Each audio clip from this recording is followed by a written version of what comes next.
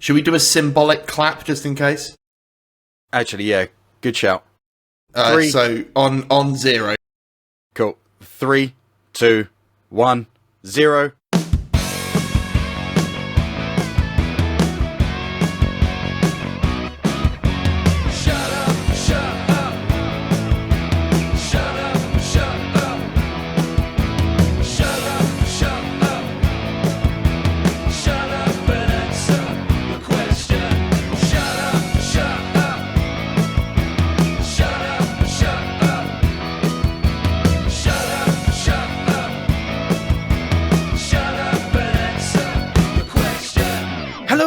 And welcome to Shut Up and Answer the Question, the show where you ask us a question and we take a bloody long time to answer it. I'm Sean Antony. And I'm Ethan Lawrence.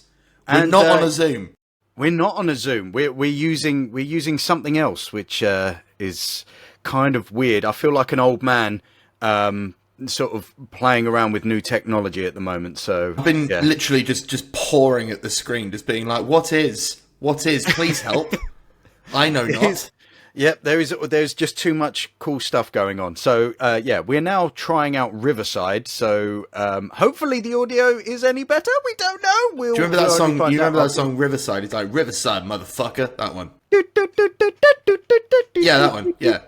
That's what this is.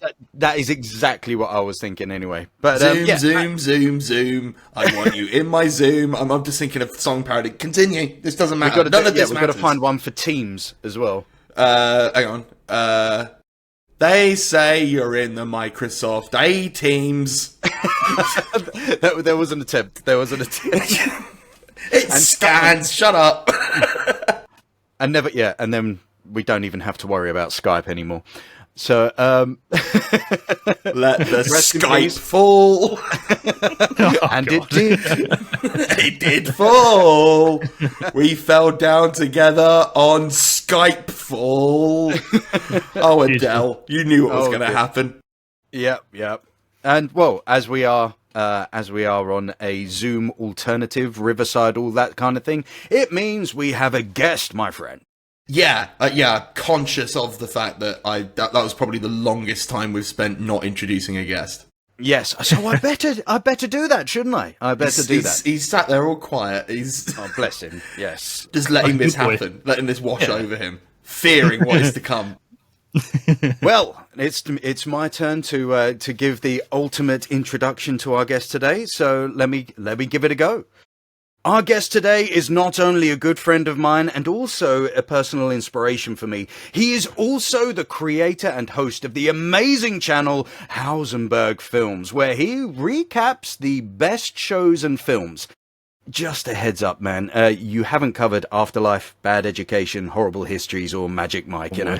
Just saying. It is honestly a great channel and a little too easy to fall into the rabbit hole of film and media appreciation and his own brand of dry comedic timing. Amazing. He has amassed an audience of 163,000 subscribers for his frankly brilliant breakdowns and long-form video essays on pop culture monoliths like Breaking Bad. That recap has 8 million views alone. Lost and The Walking Dead. 2 million views right there. He also takes the almost impossible question, Shaun of the Dead or Hot Fuzz? He is a man who exercises great caution when buying second-hand DVDs, as you should. And if you know why, you are the problem. It is Craig Howe. How you doing, bud? All good. Thank you for having me.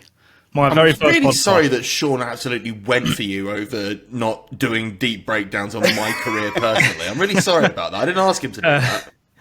It's like my comment section all over again. That was me. What about Afterlife? Yeah. What about seasons 9 to 11 of Horrible Histories? Oh, don't.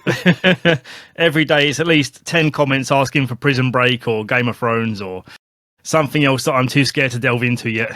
But, you know. And then it's always, as soon as you cover those, it's then the next thing. Just wait. Absolutely. It's never enough. That's a great way to start this. Castigating our audiences. You will listen, you will appreciate, and you will wait. Dance for us, clown. Ain't that the truth? Yes, a bit. So, is the view to eventually tackle all of the big ones that they're going for? Or is there just not enough time in the day? Yeah, absolutely. It's one of those things where as soon as I start covering a series, I try to finish it before I move on. But, I do try to take advantage of events coming up, like Stranger Things, for example. That's got the final season coming up later this year. And, I thought I'd better start covering that soon. So I did. But then my audience went berserk and said, "Where's Dexter season 4?" So, yeah, it's kind of... I tried to get to them all. There's certain projects like Game of Thrones where I know I do not want to mess that up because I don't have a keen eye for detail and keeping track of timelines and such. So that's got to take a lot of planning. And I've even asked Sean if he'd like to do some voiceover for when that project happens. But so I've got a lot in the works. It's just a case of getting around to it, really. I suppose it makes sense that you sort of want something to be definitively over before you can really sort of get into the guts of it. Yeah, for sure. I mean, there's some shows where I know I'm not going to get to the end of it for a very long time, like Always Sunny. I'm covering that and ranking every episode of it. But there's I think it's season 16 or so, 17 coming soon, possibly. Yeah, so I've got a long way ahead of me. It's such a rewarding feeling when you get to the end of the show and you can I can upload the whole thing for my audience.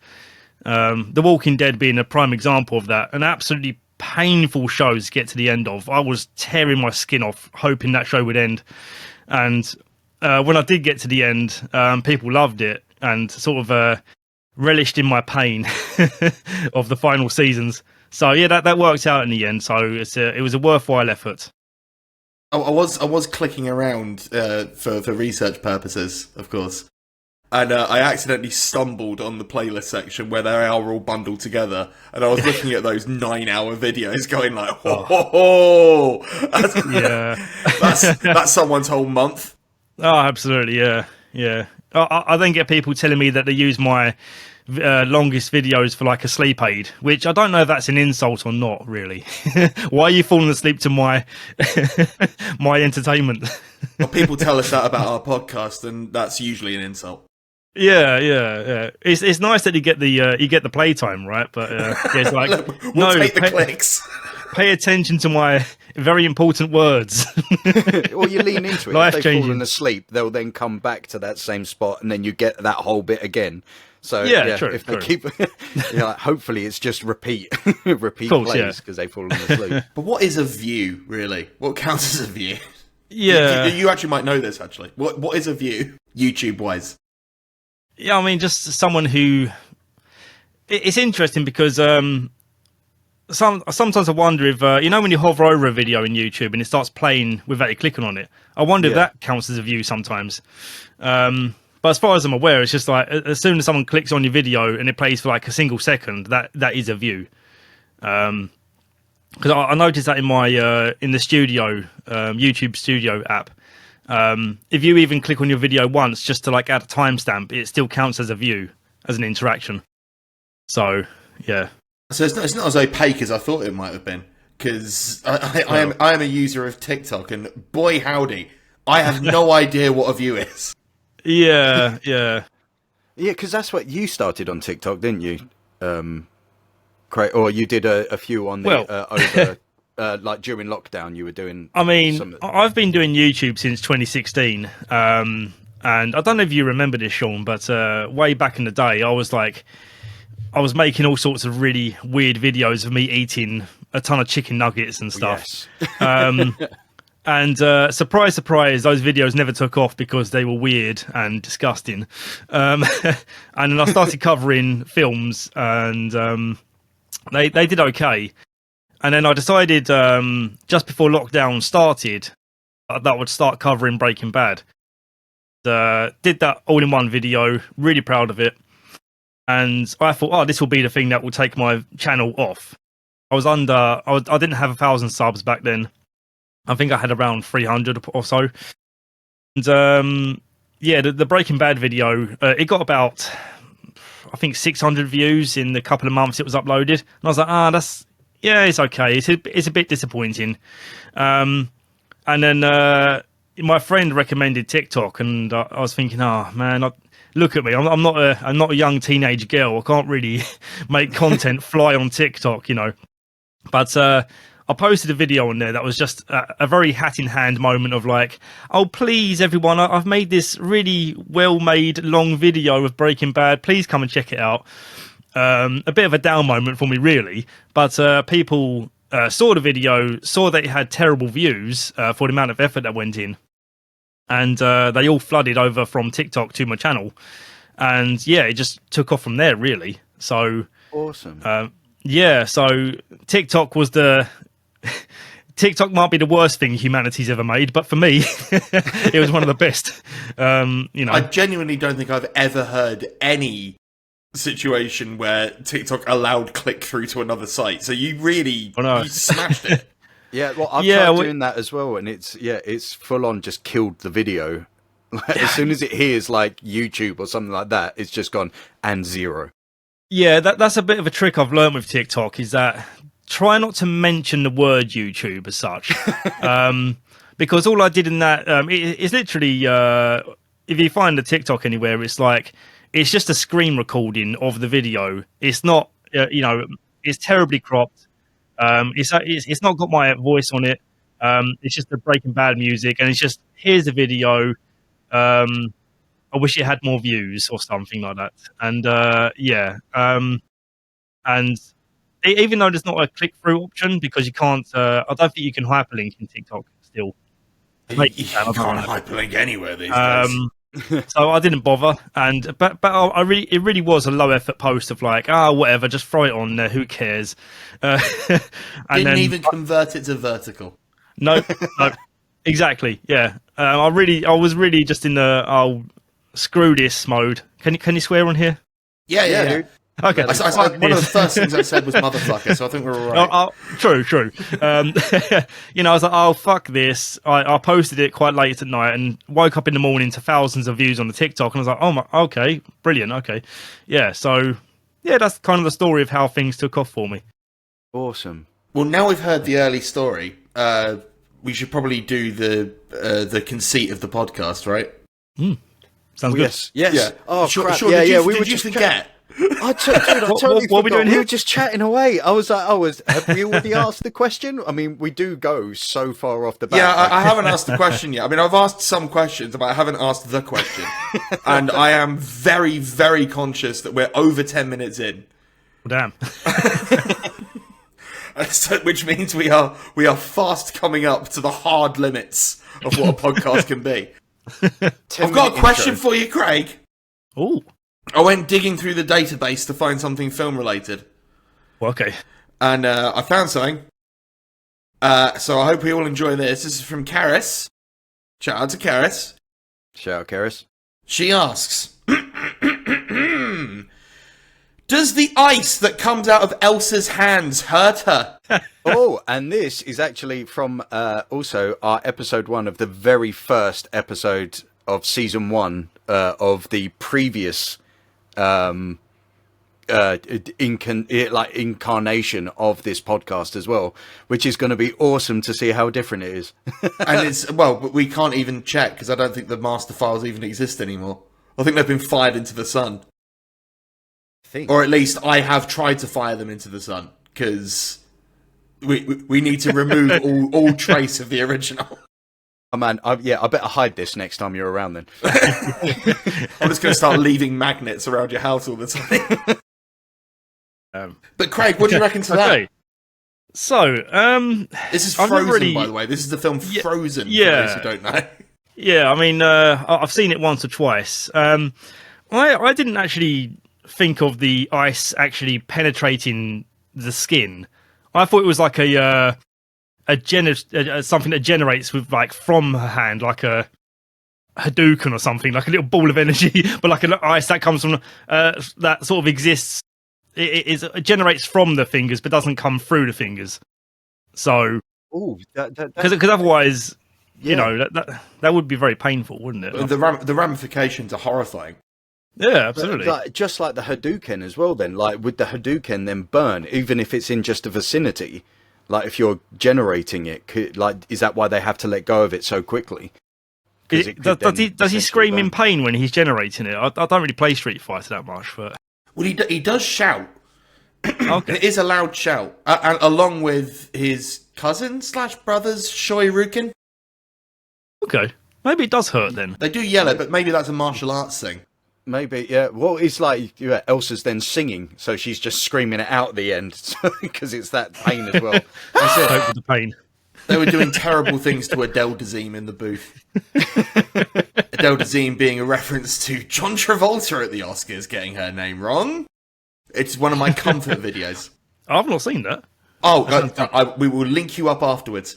It's at the Oscars. John Travolta, he's there to introduce them doing a live performance of Let It Go. And there is a moment just before he's about to have to say the name Idina Menzel where there's a flash of panic in his eyes, where he either can't see the monitor very well or he realises he can't pronounce it. There's a flash of panic, and then he just 2-foots it with Adele Dazeem. Brilliant. It's a glorious video. I suppose if you're going to go wrong, you got to go strong and wrong. Strong and wrong. Shout out to an episode that might not be out yet. We're banking them, Craig. This potentially might not see the light of day until 2027. Oh, damn.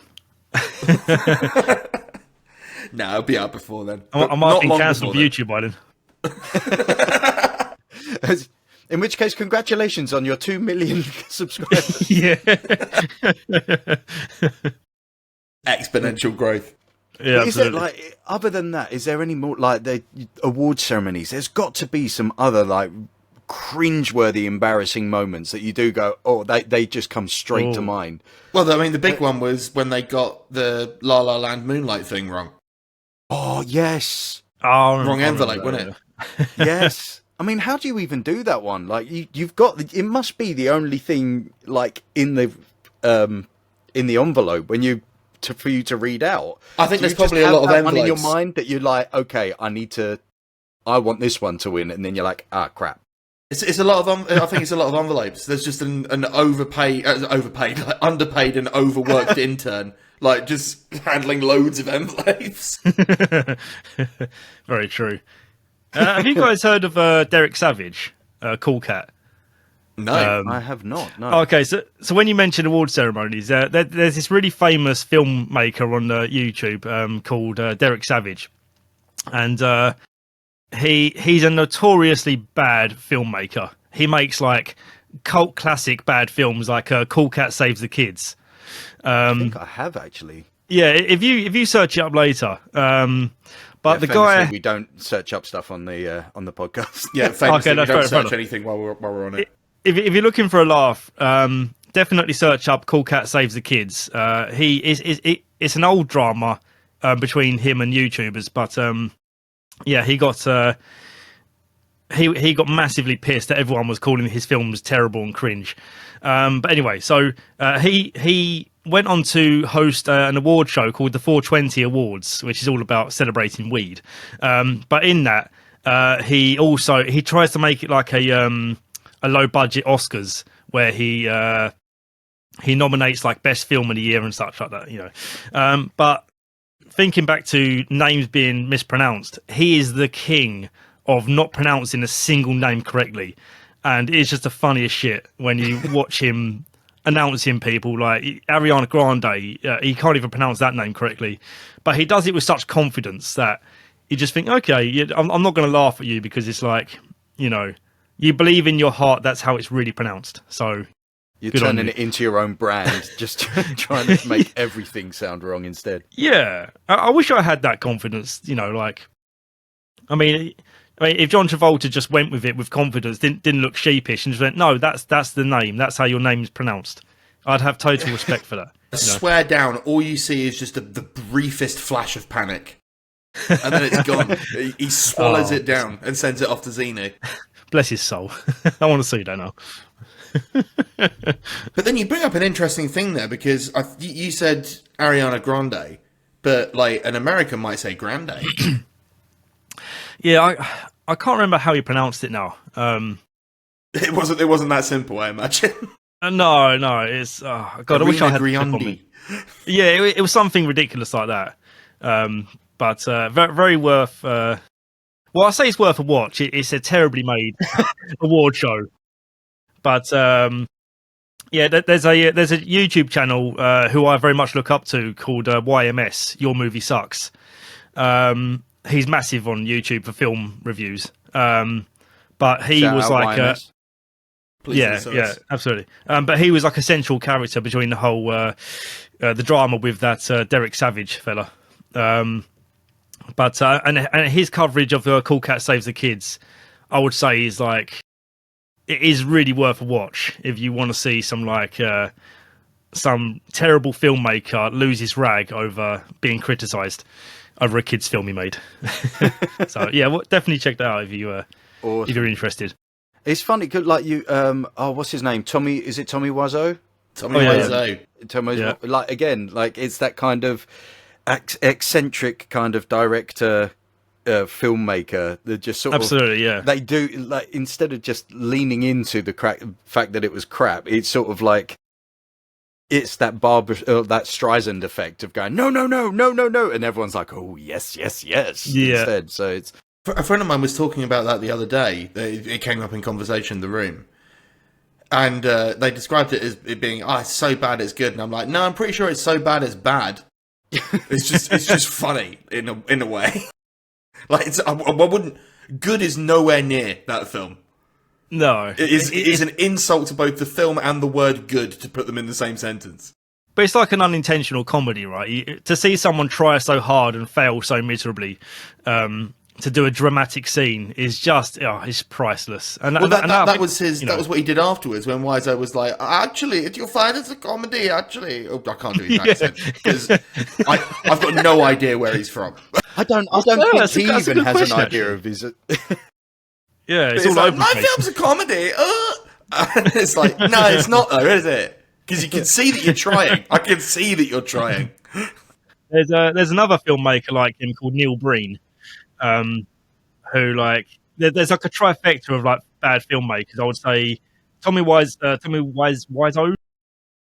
I mean, it hardly matters. We don't even know what his accent is. Bad pronouncing time. Neil Breen. Again, YMS covered Neil Breen's films. But I love, again, I just love the people who have such confidence in their art. But they don't realise how bad it comes across. And yeah, again, I wish I had that confidence of like just going for it and not reading the comments that are negative. It's been, you're just hating. I'm brilliant, you know. There's a charm to that, really. Well, it all goes back to like Ed Wood, doesn't it? Really, Plan 9 from Outer Space and all that. Where, like, he's got, God bless him, no one sets out to make a bad film, usually. Like, there's no intentionality to make a bad film, but some people just don't have it. Yeah. And then he was played by John Depp. in a biopic. That's what I call him, we're good friends. Yeah, that sounded, like, so jarring. Jonathan Depp. Jonathan Depp. I think the process of making a film is so difficult, though. Like, I have total respect for anyone who makes any feature film, really. I mean, there's a book I've been reading called Make Your Own Damn Movie, where this guy called Lloyd Kaufman, he makes like a Toxic Avenger, that sort of like really crap budget, no talent behind the camera. Well, not behind the camera, but no talent on screen. Like all that sort of Troma Studios sort of business. Yeah. But he's just like, just make the film. It doesn't matter if it's not Oscar worthy. Just put your vision out there. If you have to use the world's worst practical effects and set designs, whatever. Just do it. Just do it. Who cares, right? Get your film out there. And after reading his book and seeing how much of a chore it is to like get everyone organized, plan everything, have a budget even for making films. The process is so tiring and just plain exhausting. I have respect for anyone who makes any film, really. I mean, I was trying to think of his name briefly there. Roger Corman, sort of famous producer of like shit and terrible films. But like so many like directors who then became household names came up underneath him because the basic idea was you can't make Raiders of the Lost Ark until you've made Tyrannosaurus Crash 2. And so I'm going to set you to making that. Your budget's $1 million. No, you can't have any more money. No, you can't have any stars. And yes, it does have to have a helicopter crash in it. Yeah. And as soon as you've made a film under those conditions, now you're ready to make Titanic. Yeah. Absolutely. Yeah. It's funny. I can speak to what you were saying as well. Like with like having worked on my fair share of sets, like movie or TV, it's basically a rolling disaster that is occurring all the time. Yeah. Like with everything blowing up all over the place, and everyone's just sort of trying to just very, very, very carefully steer this ship into port before we lose all the cargo. Yeah, totally. And it's mad. That even that part of the whole ecosystem is just as important as you said. Like you can't give someone that's straight out of college or university just like 400 million and just go right, okay, make this thing, because you're risking just the whole thing blowing up anyway. But two, you need to have those limits there to make sure that you're doing everything as efficiently as possible. Otherwise, you get the crap where it's sort of it's fixed in post, and then the most expensive, horrible piece of crap ever. Definitely. I was really trying to be like, trying not to name names. Yeah, I was. Like Resident Evil. I mean, all of those games of the like the video game films of the early aughts. It was all one director as well, and I can't remember his name now. Paul W.S. Anderson, I think it is. Yeah, it was right. German got a name, and it was basically an opportunity for him to put his lovely wife Mila Jovovich in a bunch of films. You know, it was But I'll tell you something for nothing about those Resident Evil films. As much as you might not like them, he got them in on time and on budget. So, yeah. Okay. Nice. Yeah. Consider myself told. Well, look, there's a difference. There's a key difference between getting it in on time and on budget, and it being a good film. Like they don't necessarily correlate. Yeah. You can tell when something's rushed as well. When you think, come on, like a little more time spent here and there. You know, just to respect your audience enough to do that, if you can. I don't know much about the film business, but. Yeah. Like, there just never is. Like I've been fortunate enough to witness sort of like the back end of things. And like they've got it's the same as any job, I suppose. They've got their deliverables, they've got their KPIs, they've got everything, and it's as much a slog job as it is anything. I suppose, yeah. It's just it's interesting to me that it's just. I suppose if you want to make the summer blockbuster timelines, you've got to have it out at a certain time, right? For sure. Yeah. I can't remember who said it. It's probably Roger Ebert, because this sounds like a Roger Ebert thing. But like the process of making films being the sequence of turning money into light and then back into money again, which I thought was just a great way of viewing filmmaking. Yeah, definitely. Now, I wanted to ask this, Craig, because it's been distracting me this entire time. Behind you, there's a whiteboard with a tally on it. What's that all about? I'm not in prison, I promise you. That's the number of weeks till the Prison Break episode comes out. So basically, so let's see if I can move my camera around to show you. Basically, it's mirrored, isn't it? No, you're all good. It's actually the right way around. Oh, okay. It's mirrored for me for some reason. Weird. So I'm covering Dexter season 4 right now, and I had the idea for some reason. I've messed up my camera now. Sorry about that. That's it. Is that? You're good. You're good. You centralised it, anyways. Yeah. I had the gimmick of each title card for each episode I cover having like a little like a tally on it. I don't really know why I chose to do that.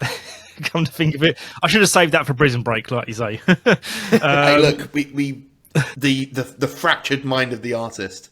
Yeah, Like, how can we possibly know about your process? I was trying to replicate the idea of like a in a police station where you have like the investigation board with pictures here and there and different notes scribbled down.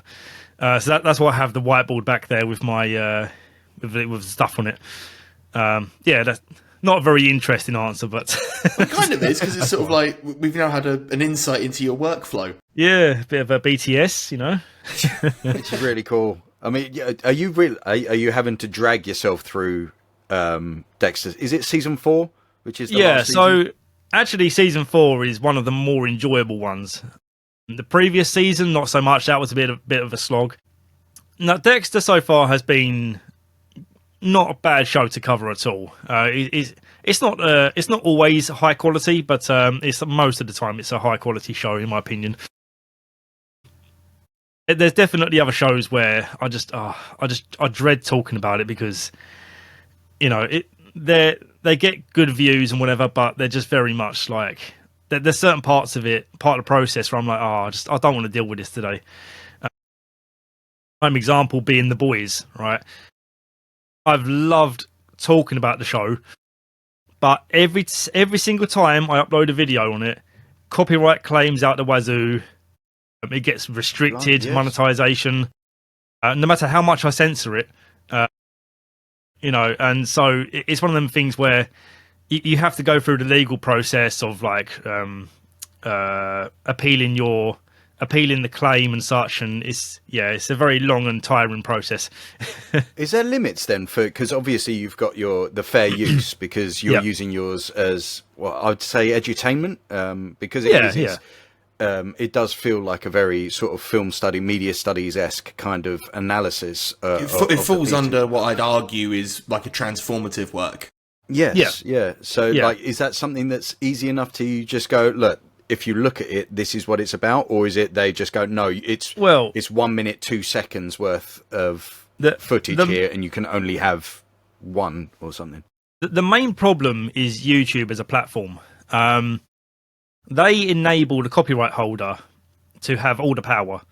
So usually what happens, no matter how much you practice fair use and you make sure your video is not using too many clips, YouTube will give them all the power to say, you've used 1 second of my footage, the video is claimed. And the only tools you get as the creator is to combat it, to say, hey, look, you know, this is fair use. These are the reasons why it's fair use. And then they get like 30 days to then agree or disagree before it goes on to the next stage. Now, the problem I have with that, of course, is that I am legally entitled to do what I do. What I do definitely falls under fair use.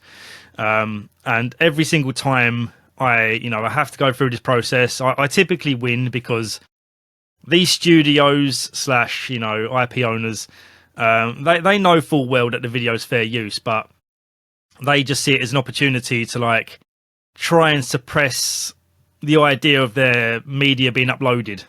It's like a deterrent almost to say, you know, stop using our footage. I can only imagine as well that the process is probably automated their end. Yeah, it's so YouTube gives them an automated system of I believe it's 10 seconds. So 10 seconds of footage. If there's no edits or no cuts between it, 10 seconds of footage will get flagged. However, some studios then use that tool to narrow the parameters. So, The Boys being an example, Amazon Prime, they are the most pain in the arse studio to work with because you can't use anything more than 6 seconds before they flag it, right? So you can imagine trying to illustrate a point, and one of the guidelines of fair use is. You can use footage as long as it accompanies a commentary. So if I say, oh, wow, this scene is excellent, check out Homelander's dialogue here, and then I play 6 seconds of footage, that's often the case. It's not long enough to really capture the impact of what he's saying and the delivery of the line. So yeah, that's quite a painful process in terms of like you kind of destroy the art in a sense where you're chopping up a scene to make it fit within the detection parameters. And then obviously, like while they first strike that as well, they can take can they still do that? Like take all the monetization of it until it has been. Yeah, it depends. It depends on the studio in question. There's certain chill ones like Netflix, for example. I never have a problem with Netflix, really. That's where the term Netflix and chill came from. Exactly, yeah. Well, I say Netflix. I know they're not the ones typically making the show. There's like a studio behind them. But most shows that I've covered that are like Netflix originals, for example, Stranger Things has been fine. All of my... There's other studios like Fox, where I'm covering Always Sunny. I've never had a single problem with copyright there. So I would say 80% of studios are pretty chill about it. They understand fair use. They know that YouTubers like myself aren't trying to infringe on their copyright. But yeah, it's just there's a few out there which unfortunately happen to cover the most popular shows, which is just the biggest pain in the arse to work with. I mean, one could make the argument, and indeed I am about to, that people who would watch your stuff are either people who have already watched the show and therefore they've already had their dollars, or people who might be interested in the show and need a way to onboard that isn't just watching the show. In either case, what's the harm, right? Right. So this actually, I've been collecting evidence over the years because here we go. I'm a bit of a paranoid person in the sense where I've got this vision of one day me being in court trying to defend what I do. So because I've practiced so much fair use law, I've got like a folder of evidence of comments from people, which is only testimonial, evidence, of course, but from people saying that, oh, thank you for making this video. I never checked out the show before, but now I will because of your video. So again, another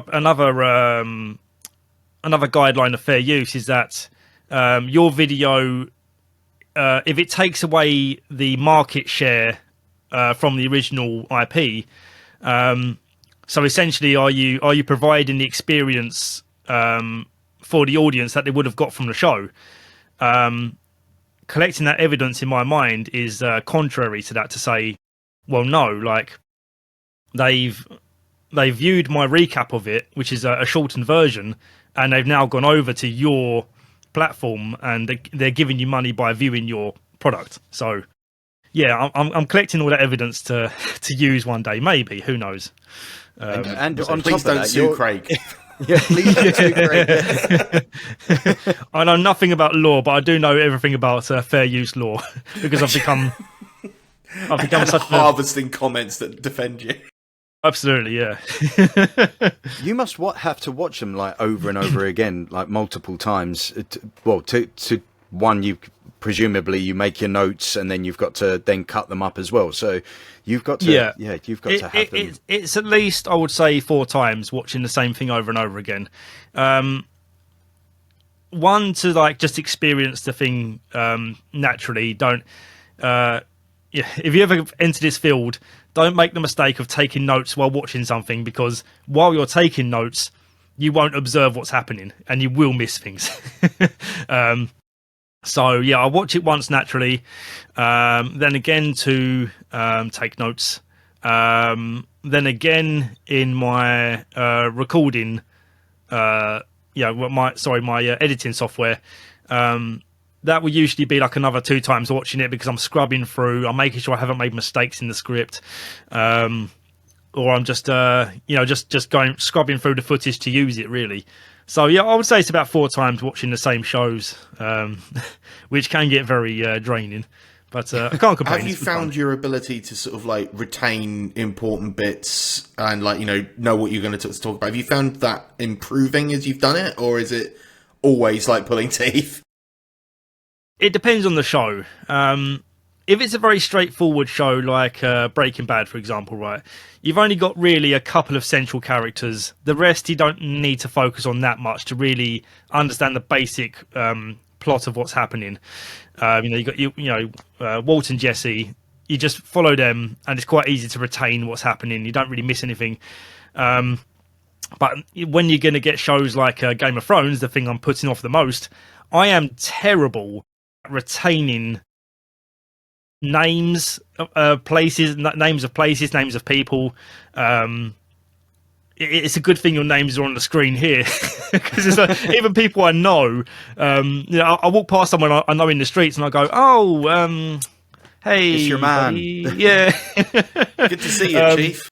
Yeah. So when it comes to shows like Game of Thrones, where there's like 20 families or whatever to track, and they've all got old worldy names, it's very difficult for me to.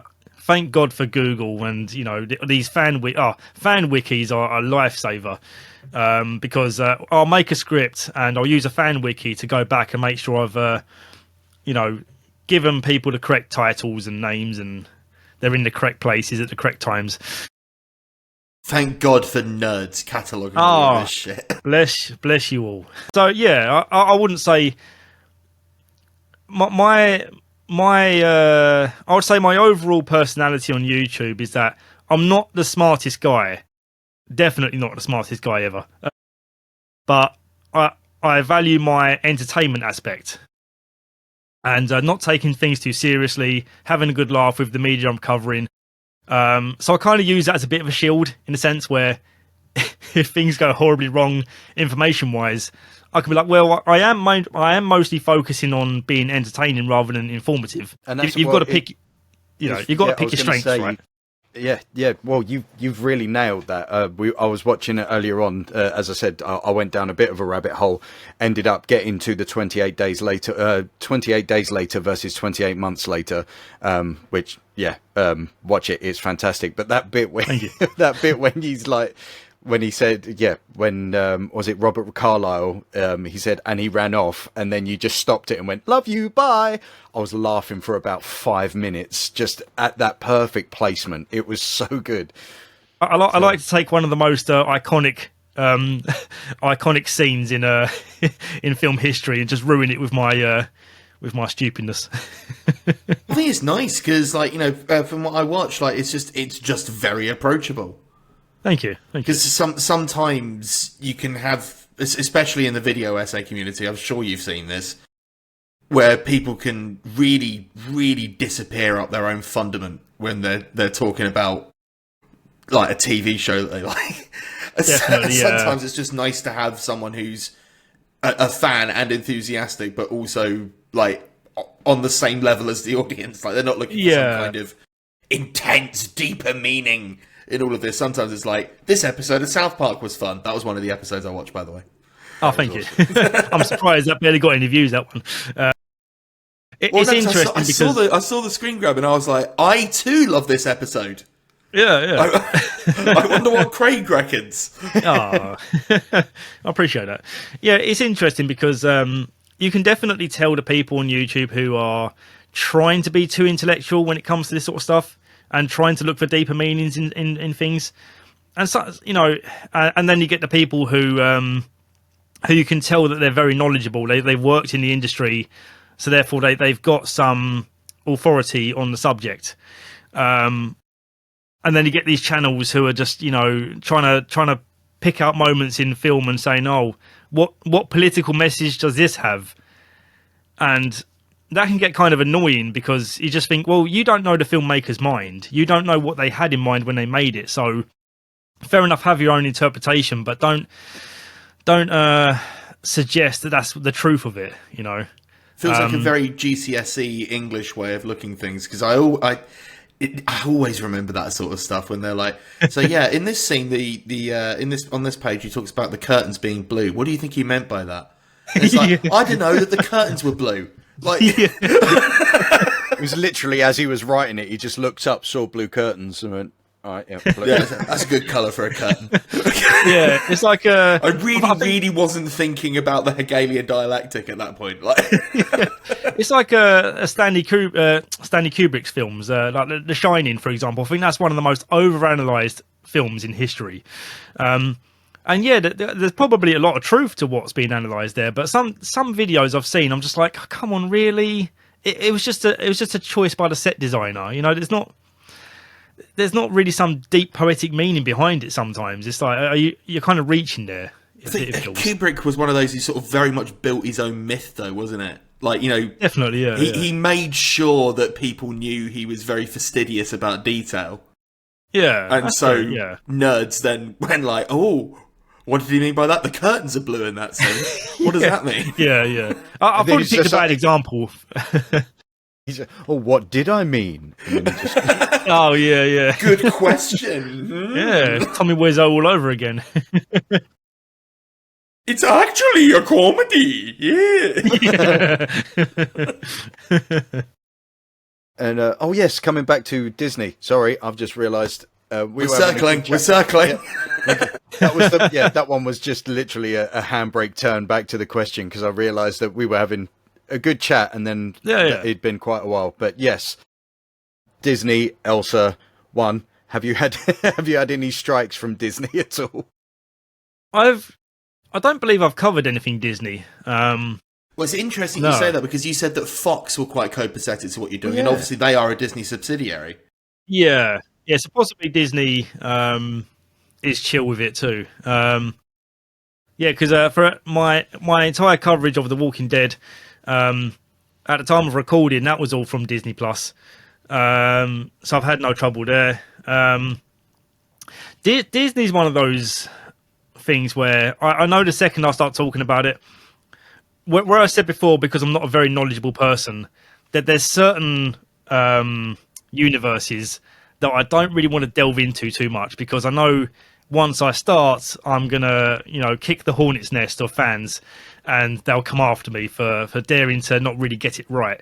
Disney adults, God, that's bicycle kicking the hornet's nest, isn't it? So I kind of think, well, it's not really. I try to, when I pick a show, I try to make sure that it fits the vibe of my channel. And luckily, there's not really been any. I'm not an anime channel, for example. There are certain animes I'd like to cover, but again, you either know everything or you know nothing, and you will be dragged through the coals for it. I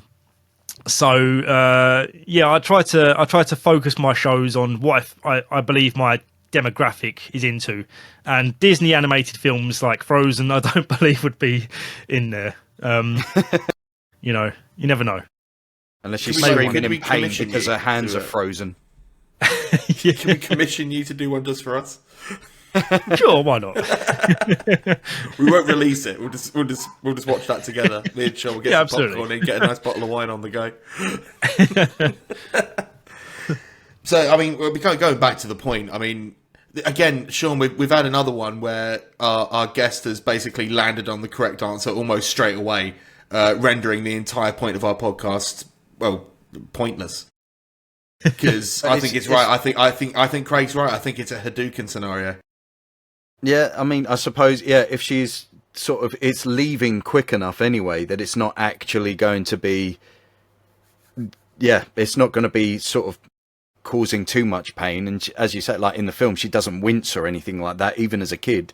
So it can't really be that painful. I do wonder though, because doesn't she have to wear, if she doesn't want to use her powers, doesn't she have to wear gloves? And it's when she takes the gloves off, that's when it like... Because isn't it, if her skin makes contact with something, doesn't that turn into ice? No, you're quite right, Craig. You're quite right. So maybe it's like So maybe it's like a...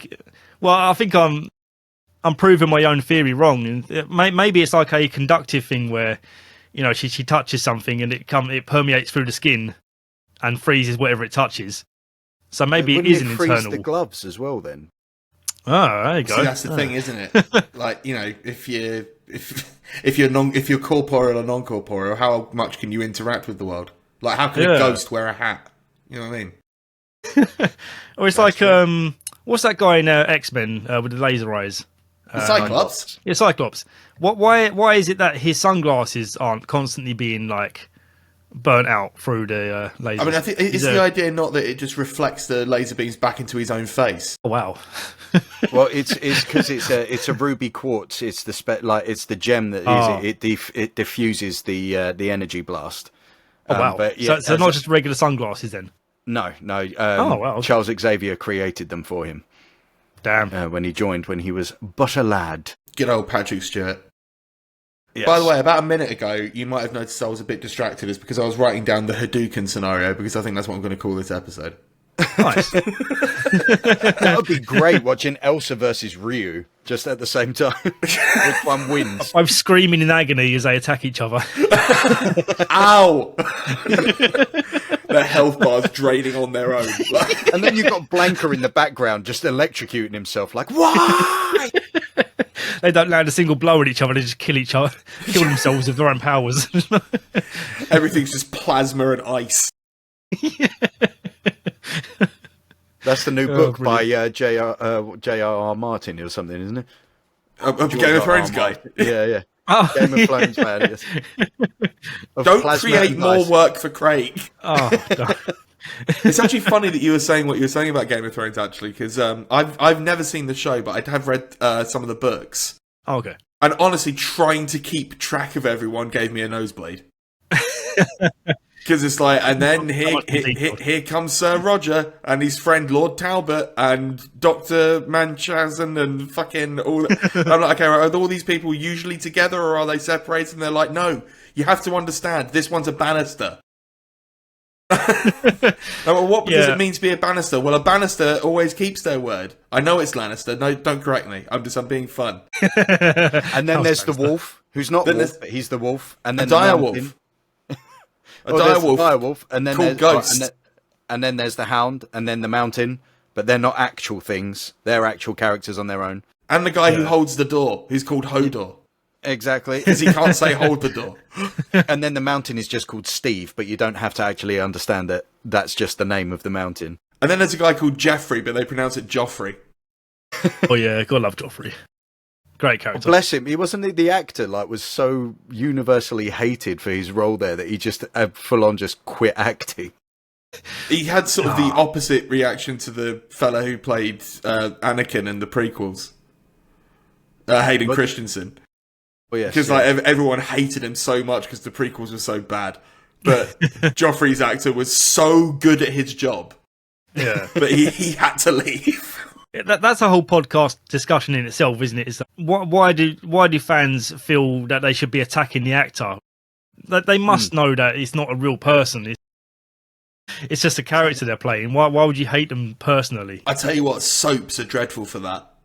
Oh, I can imagine. Especially back in the 80s and the 90s, especially sort of like someone like a Dirty Den. Yeah. He couldn't go anywhere. People, you little shit! You little shit, Dirty Den! Shows how personally some people take these shows. It's like they can't separate themselves. It genuinely is a thing that people can't separate the actor from the character. I mean, I've had it on a small scale, where people meet me and they expect me to be a timid little schoolboy, and it's like I am in my 30s. Even on your TikTok and comments like that, it's sort of like the top one is always like, "All right, Joe." And it's like, it's clearly not the same. My name is about 3 lines above, dude. It's right there. Ethan D. Lawrence. There is no Joe whatsoever. There is no Joe. I buried him a long time ago in an unmarked grave.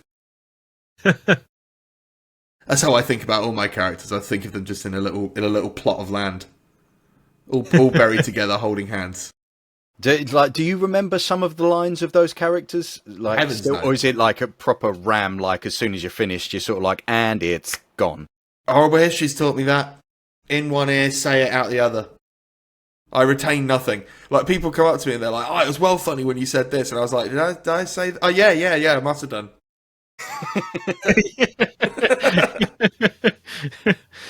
It's like Malcolm in the Middle. What's the main guy called again? not the character. Frankie I think it's Muniz. Malcolm. Where is he? Where is he in the group? Is he Muniz? Something Muniz? Frankie Frankie Muniz, Muniz. yeah. Yeah, That's it. So there's like a podcast of him where he said he remembers nothing about the filming of the whole show, and he'll get fans come up to him constantly saying that they'll reference something, and he just goes, "Oh yeah, cool, that probably happened." He was a NASCAR driver or something, isn't he? And he got into a Yeah, he crash still and is. full Yeah, on- yeah, Well, he still is. Yeah, Yeah. And it, like messed up his memory. yeah. I mean, I still think that would have been the case even if he hadn't. Like, because again, it's a small scale, but when people are sort of like, because the thing is, I think what people don't understand is two things. Number one, when we filmed it long time ago. Also, if it's at the top of your mind, that's because you watched it recently. Like, I have not watched Bad Education since it came out. That was 13 years ago. No one can remember that. But if you watched it on Netflix yesterday, then I suppose you expect me to know. Well, was you on Bad Education? Jesus Christ, Sean, what are we doing with this guy? I'm sorry. I did try to, I looked up some of your TikToks and that, and I was like, I think I recognise some of the things you've been on, but I didn't know about Bad Education. If you'd have been through the comments, you'd have found it. I saw that. They won't shut up about it. No, I love them all. I feel like a bad guest. I should have done more background research. No, you're all right. I mean, end of the day, I watched 4 of your videos and was like, I think I know everything about the man. If anything, it must be refreshing. Someone going, "Oh, you were in Bad Education." Honestly, man. Well, I love that show, but again, I struggle to remember, like... Again, over a decade ago, right? Yeah. No one I'll can just look up your clips now if you've been in that. Christ, here we go. This pod's taking a turn. We're all just going to memorialise Joe Poulter. Yeah. God love him. That's where I put a little a clip in of just a picture of Joe, and then in memorandum with some. It's what that'll be 2012 to 2022. Blimey. Gone but not forgotten. But forgotten by some people. Because that's started up again, hasn't it? Bad Ed? Yeah, was it, or was it just one? So we did a special reunion, series? and then it did 2 series of new people. I don't think it's been recommissioned, but don't quote me on that. Yeah. I remember your character now. I just had a quick Google. Excellent. You got locked in a cupboard or something in one scene, Yeah. right? Yeah. So honestly, on my TikTok videos, every other video, funny when you were locked in a cupboard, and I'm like, for you, that was the greatest thing you ever saw. For me, it was Tuesday. Oh, excellent. Do you find, I mean, in your line of work, do people like quote moments back to you as well? Definitely, yeah. And thank God for the timestamp tool, because there'll be people that say, "Oh, this part was so funny when you said this." If they don't put a timestamp there, I'm like, "Oh, did I make that joke?" Scrub the transcript. And I think one of the biggest problems for me as well is that I always forget about jokes I make, and I end up making the same joke in a future video, and someone will go, "You've already made that joke." Do you do it like off the cuff when you're like, obviously you must have like most of your stuff is written into a script, but yeah, as you could probably do you throw little bits in there to like as you go. Yeah, so there's certain videos like where you can tell it's scripted. The 28 days later video, for example, even though it's got really good views and people really like it, I listen back to that and I can almost hear the paper turning as I'm as I'm reading the script.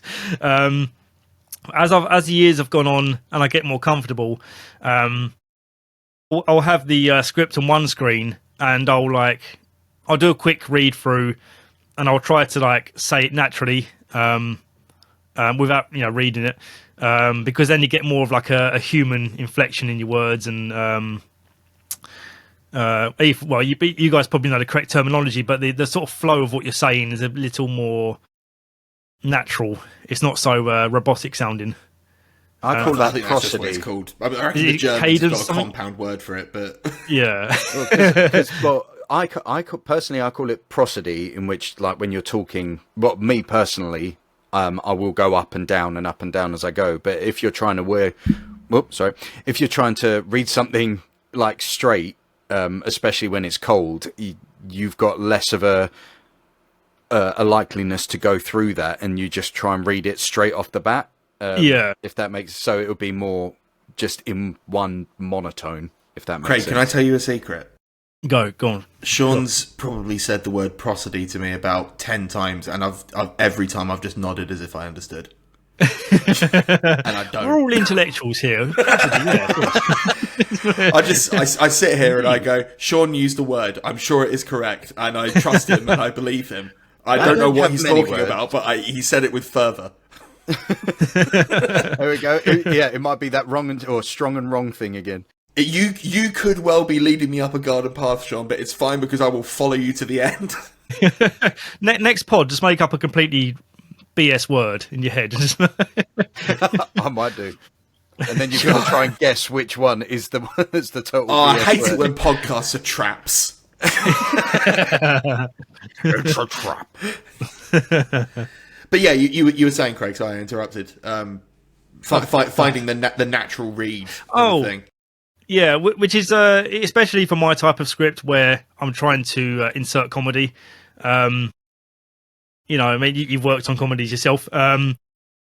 There's in your delivery, if the emphasis is placed on the wrong word, the comedy just won't land. Very much so. So there's certain. That's my biggest challenge. I'm not the most confident speaker. I'm actually surprised at myself on this pod because I was quite nervous, to be honest with you. But testament to the pod. I think a thing that we do is just because it's so stupid. Yeah. People it's relaxed. feel at their ease. Yeah. Thank God you weren't looking for a clever answer on the Elsa thing. Forget about the question. It's not important. We moved past it. We've done it. Hadouken or something. The Hadouken. Yeah, something along those lines. But Hadouken.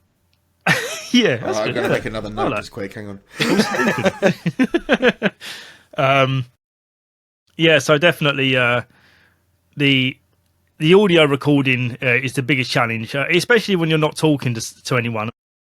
Sean, with your VO work, I don't know if you find this challenge as well, but when you're talking to no one, just at a page or a microphone, it's hard to connect and it's hard to feel natural in what you're saying. So yeah, I mean, I've done things like I've got a mirror in my room, so I can literally talk to myself, which is looks a bit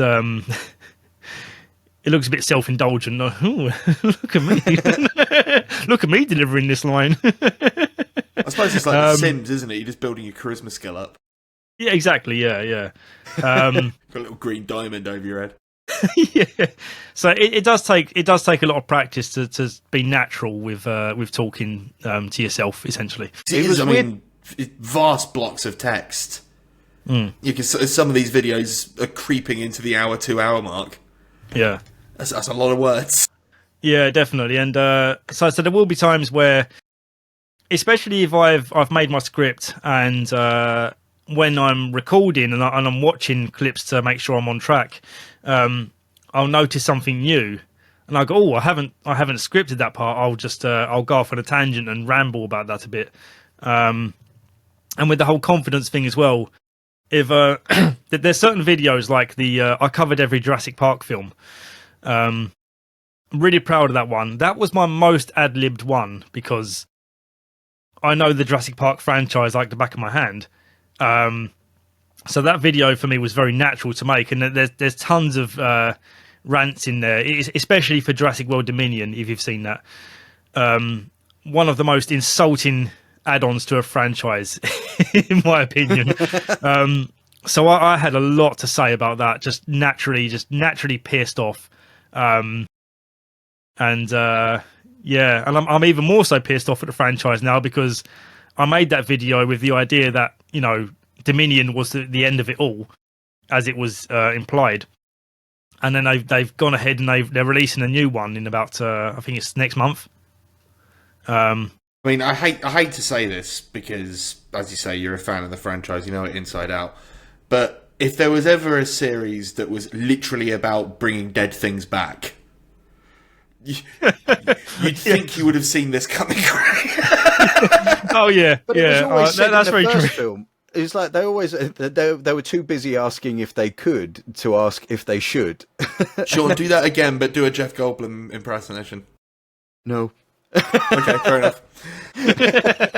As soon as, yeah, because I've tried many times and it always falls completely flat because then I lose confidence about halfway through. Might be fun for the as you pod, said- though. Yeah. Think of Well, the there we go. engagement from the audience. This is a clip, Sean. You could be the star of the clip. Oh no, the pressure. Oh, I can't What if we remember don't the way look at he you? says it now. It doesn't have to be that line. Just do a Jeff Goldblum impression. Well, there it is. That's not bad. Yeah.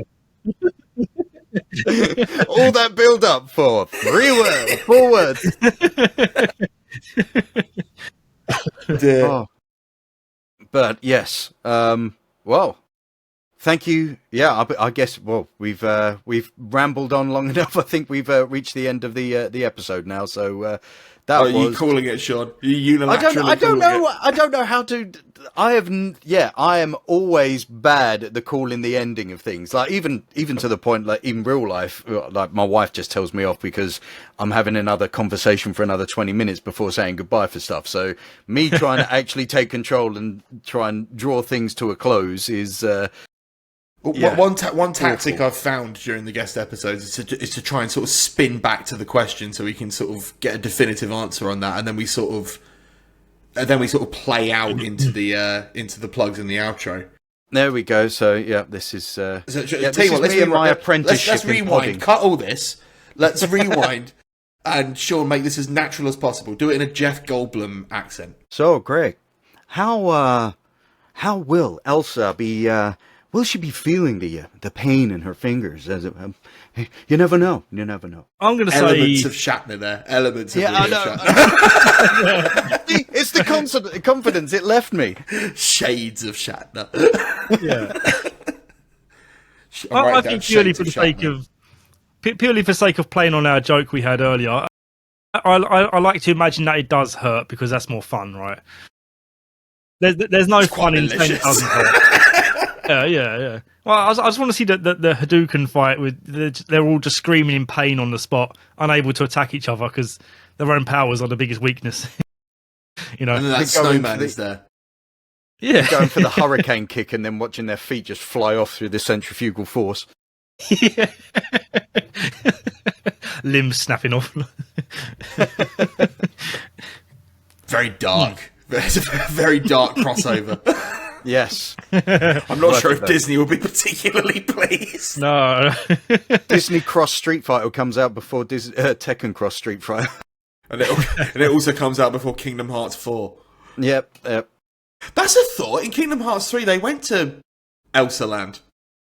I can't remember what this place is called. Norway. Arendelle? That's the one. Yeah. Yeah, they go there, and then there's no, okay, I know we were wrapping up, but I don't care. There was this bit where Kingdom Hearts 3 is a very strange game, right? Because unlike the other ones where they sort of integrated the characters sort of into the Disney story a bit, in this one they did not even try. Like they go to Elsa Land, and then they basically watch her sing "Let It Go." Like they're just sort of standing there, just watching her do that, and like they do the whole song, and then sort of at the end of it, Goofy's just like, "Well, gorge," you know. They're just so passive; they're not engaging with it at all. Someone just tears through the scene and just sort of like, right, Goofy, for fuck's sake, reset. But Very good, very good. thank you. What else happens is the evil man in it, Hans. Is he the evil man? The villain. I've not played 3 because I mean, in the film, it's the same dude. Oh, Han. Yeah. Han. Yeah. Yeah, I he's thought you meant villain. Hands as in sort of like, you know. No, Super Smash Brothers. The German hands. German Hans. And so you don't fight him. Well, you do a bit. What happens he does all the traitor business, and then he turns into a massive fuck off wolf. Oh yeah, I forgot that part in the first Flying wolf, yeah. flying wolf that can bring the sky crashing down for its desperation attack. It's so dumb. Although that's quite interesting, seeing as if it is Norwegian, and then I think the actual legendary wolf is called Fenris. I think they were going for a Fenrir thing. I do think they were going for a Fenrir thing, but that doesn't happen in the film. Yeah, that's very true. That's very true. he doesn't turn into a massive fuck off wolf. That would have been That would have been then turned. Yeah, imagine if Frozen was a horror film. That would have been more. Yeah, hands turning into a Fenrir. Elaborate.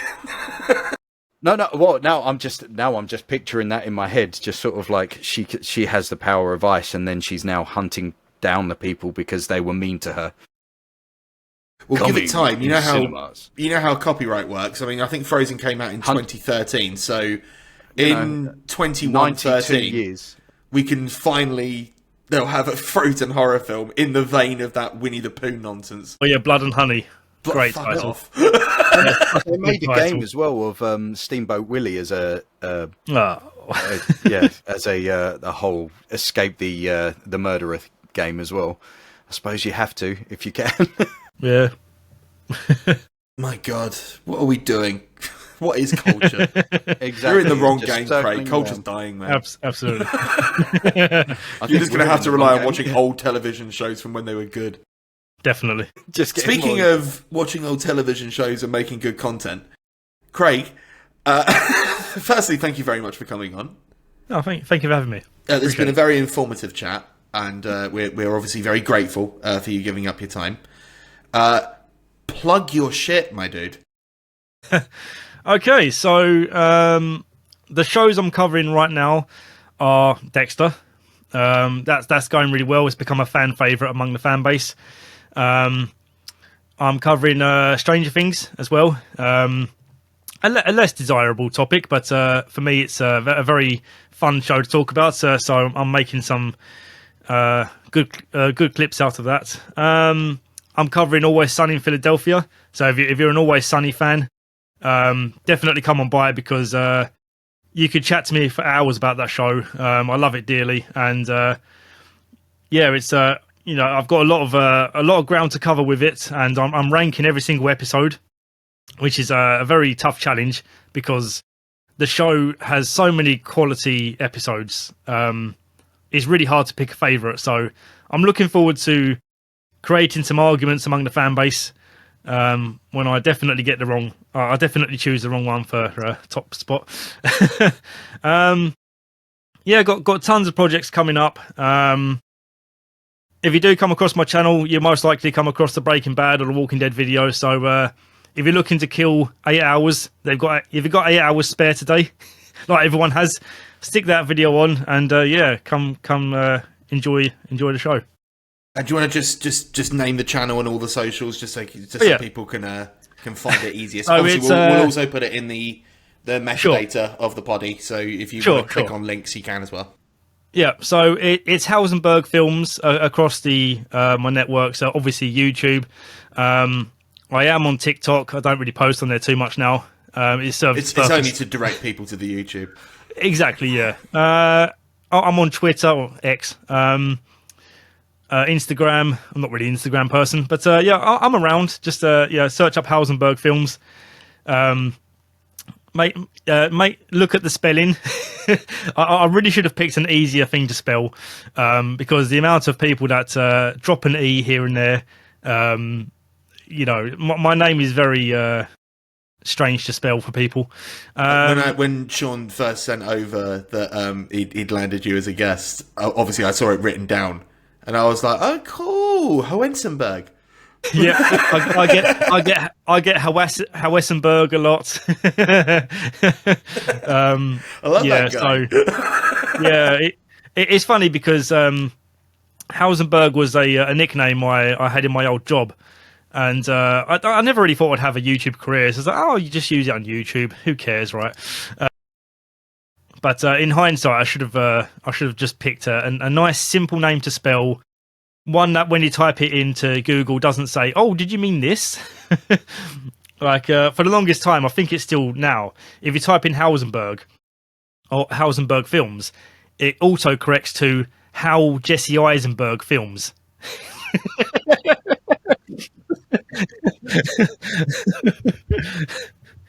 Was that a more searched term? I know. Oh, I need to be a bit more famous before it recognises me. Who gives a shit about how Jesse Eisenberg films stuff? It's crazy. And why are people searching it all the time? Is it something he does that's unique? I don't get it. Who knows? Just does it with a general anxiety about his whole person. How does Jesse Eisenberg film? With an overwhelming sense of ennui.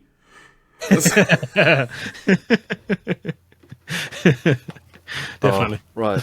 Well, thank you so much for coming on, Craig. It was an absolute pleasure, and it was a proper laugh. So appreciate you having me, guys. Thank you. Awesome. I felt like I learnt a few things. Yeah, man, for sure. Oh, definitely. And if you are in the market for a fair use lawyer, Craig's your man. Hit me up. He'll represent you pro bono, I hear. I've always said if this YouTube game fails for me, I will become a fair use lawyer. And I mean it. You heard it here first. Yep. And on that bombshell, credits! Thank you for listening to Shut Up and Answer the Question. Your hosts were Ethan Lawrence at Ethan D. Lawrence everywhere and Sean Antony at Sean Antony VO everywhere. You can follow the podcast on Instagram at Shut Up and Answer Pod or on TikTok at Shut Up Pod. If you want to email us a question, feel free. The email is shutuppod@yahoo.com, SHUTUEPOD@yahoo.com. Our artwork was by Kitsune Kei, and our music was by Eyes on Legs. We want to thank Podbean for hosting this podcast, and we will see you next time.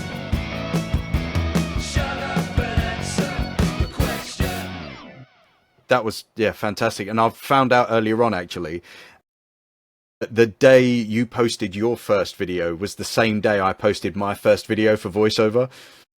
Wow. And it blew my mind. It was so cool. Synergy. Mad. Synergy, yes.